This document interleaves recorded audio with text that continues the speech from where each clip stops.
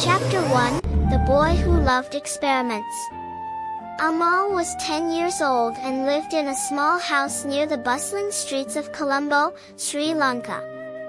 He had bright eyes full of wonder and a mind that never stopped asking why and how. Amal loved science more than cricket or cartoons.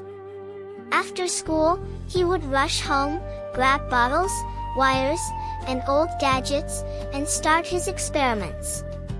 One day he made a volcano erupt with fizzy red lava using baking soda and vinegar. Another day, he built a tiny boat that floated on water with a soap engine. Science is the best magic in the world, Amal would shout, jumping with joy. His father, Mr. Perera, was a strict bank officer who liked everything neat and tidy. His mother was kind and quiet, always cooking delicious rice and curry. His big sister Nisha, who was 14, loved reading books and thought Amal's messes were annoying. "Amal, clean up," Nisha would say.